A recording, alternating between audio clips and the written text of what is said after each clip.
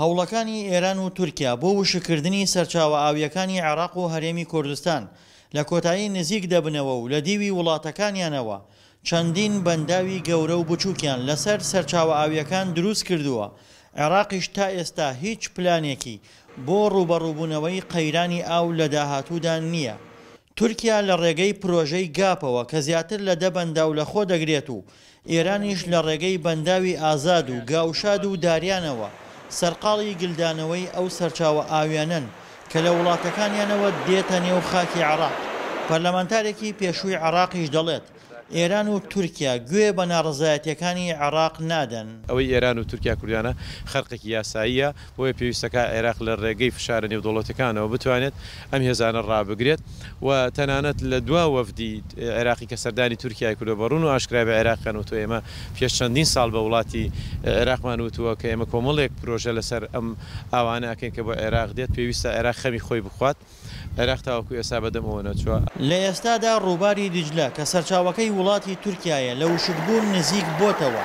هەروەها ڕووباری سیروان و بەنداوی دەربەنی خانیش داهاتی ئاوەکەیان بۆ نیوە کەمی کردووە. ڕووباری حەمرینیش لە پارێزگای دیالە لە مەترسیدایە. بەڕێوەبەری بەنداوی دەربەنی خانیش ئاماژە بەوە دەکات ئێران لە ڕێگەی بەنداوەوە سەرقاڵی گۆڕینی ڕێڕەوی ڕووباری سیروانە. ئەوان پرۆژەی تونێلێکی درێژیان هەیە کە لە خواروی بەنداوی داریانەوەیە. ئەو تونێلە توانایەکی زۆری ئاو لادانی هەیە لە ڕووباری سەرەکی سیروان بۆ دیوی خۆیان. ئەو تونێلە لە خۆناغی جێبەجێکردنایە هێشتا بە تەواوی تەواو نەبووە. بە تەواوبوونی ئەو تونێلە بە دڵنیاییەوە ئەو ئاوەی کە دێتە ناو بەنداوی دەربەنی خانەوە زۆر کەمەکە.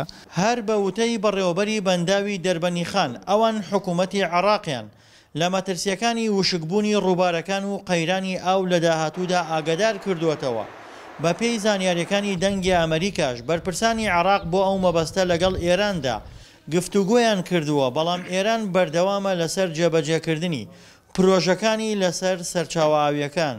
ئێمە هەموو لایەنەکانمان ئاگدار کردوێتەوە. ئەو هەموو وەزیرەیەک لە دوایەکانی کە لە حکوومەتەکانی عێراقا بوون ئاگدارمان کردوونەوە کە حاڵەتێکی وا هەیە پێویستە حکوومەتی عێراقی لە لای خۆیەوە چونکە بەپێی دەستوریش یعنی لە یەکێک لە سڵبی دەسەڵاتی حکوومەتی فیدراالیە کە ئەو کارە بکەن و ئاگدارمان کردوونەتەوە کە ئەوە لە ئایندەیە ئەکییت بێئاوی دروستەکە و کێشەی گەورە دروستەکە.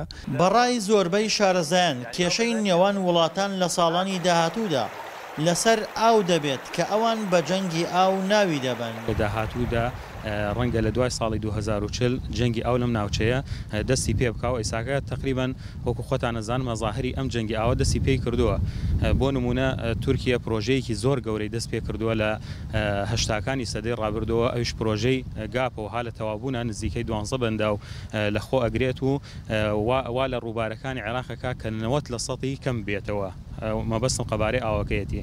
هەروەها ئێران ماوەیەکی زۆرە دەستی کردووە بە پلانێکی زۆر گەورە و هەوڵی داوە لەسەر بە تایبەتی لەسەر ڕووبارە نێودەوڵەتیەکانی نێوان کوردستان و ئێرانیان. عێراق و ئێران بەنداوی زۆر گەورەی دروست کردووە. ئەمیش مەترسی زۆر گەورەی هەیە بوو لەسەر داهاتووی ئاسایشی عێراق. بە وشکردنی سەرچاوە ئاویەکان جگەلەوەی چەندین ناوچەی عێراق و هەرێم ڕوبەڕووی نەبوونی ئاو دەبنەوە. لە هەمان کاتیشدا کەرتی کشتوکاڵی و ئاژەڵداری و باغداری زیانی گەورەیان بەردەکەوێت و دەیان ناوچەش مەترسی چۆڵبوونیان لەسەر دروست دەبێت. دڵشاد ئەنوەر، دەنگی ئەمریکا، پارێزگای کەرکووک.